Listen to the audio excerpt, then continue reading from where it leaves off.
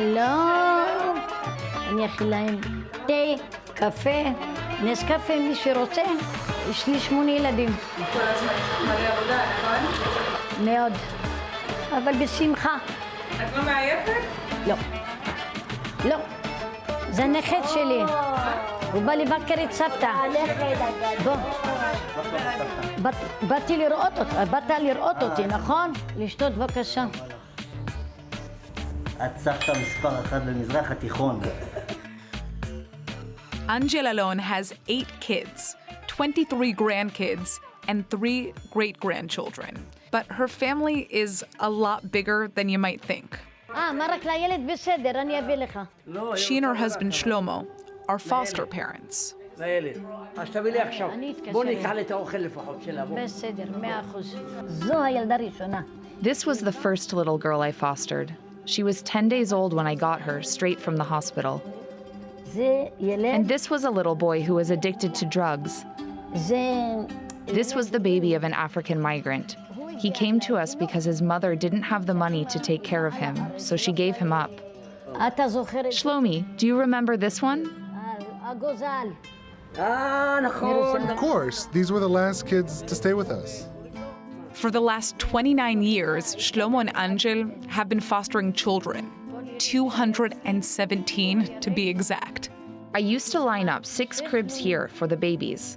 The bigger kids would get transitional beds, and this is the bed I would sleep in so that they were right next to me. I talked to them, told them stories until they fell asleep.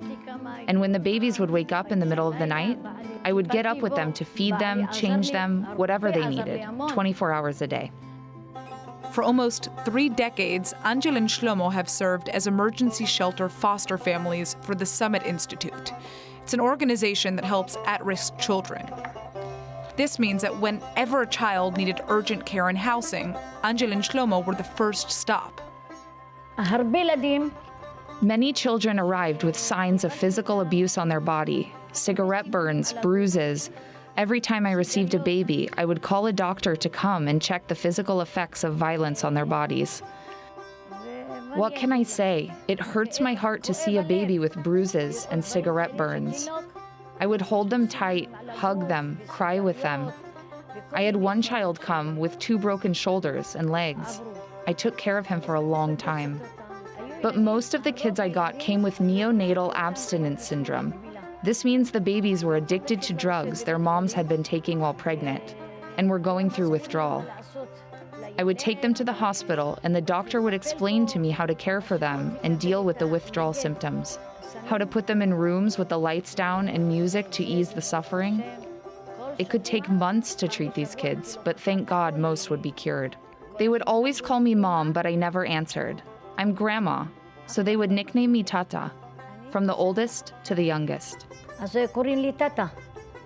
I'm telling you, the second a child comes and lives with you for 1 month, 2 months, that's it. They make their way into your heart. They're like your own biological children. It's the same thing. What's the difference?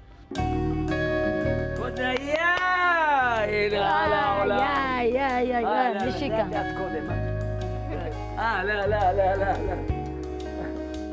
מה נשמע? This is Odaya. Today she's a thriving 22-year-old. But when she was just a few days old, her mother was forced to give her up. I was born almost 3 months early, and my mom started suffering from postpartum depression. She couldn't take care of me, and neither could my father. He was working full-time and didn't have the time or money. And we were immigrants from Ukraine with no family here, so social workers called up Angel and Shlomi. Shlomo fell in love with me immediately. I remember he didn't let anyone come near me. I was like his daughter. Even his own kids were jealous because I captured a place in his heart. Hodaya lived with Angel and Shlomo until she was about 2 years old, before being sent back to her parents for a short time, and then being placed back into the foster system again with several other foster families. As a little kid, it's not easy. I was in foster families until I was 6. My identity was confused. It makes you angry with your parents. Inside, I was angry with my mom because I felt that she had abandoned me. But I never lost contact with Shlomi and Angel. They pushed me to make sure that I had a positive relationship with my parents, that I didn't cut them out of my life. And I always knew I could come back here. that I had a safe place here, a support system, a home. I feel so thankful because I don't know where I could have ended up. ما تقولش هيداك ما تقولش على شو كوليل كان الكل بالصدر ما تقولش هيداك شيتك أنا I have all of her photos of when she was a kid, and I promised her that on her wedding, I'll make her a movie. سرت بو She's definitely gonna embarrass me. Hodaya, you know, last week I had dinner with one of the boys who grew up with you. Imagine you got married. That would be something amazing. The two of you growing up together and getting married. She needs to take her time, not just marry anyone. Every time you come here, do they ask you when you're getting married? Every time they have a different guy in mind. Let me tell you, after taking care of her for so long and working so hard to keep her happy, at a certain point I say, why not marry her off to one of my grandchildren? There's nobody like her. She helps us with everything, with taking care of the other kids. She's our family. Angel and Shlomo began taking kids into their home in 1992. I had a friend who was already fostering, and she said to me, Angel, why don't you foster like me? You get to support and take care of children. It's a joy for them. And so I asked my husband, and he immediately said it would be the greatest good deed we could do. I bought what was needed and reused my own kids' toys and clothes, and we would take care of the kids until they were ready to move on to a longer-term home. We did this for 29 years, until we had taken care of 217 children. It's a strength that comes from above. It isn't mine. I believe I was sent by God to do this. In the beginning, it's always hard, but then you see the cases coming in, these poor children.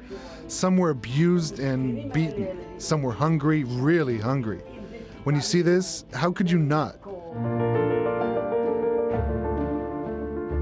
Last year, Angel and Shlomi finally retired as foster parents, and they were awarded by the former Israeli president for their selfless work.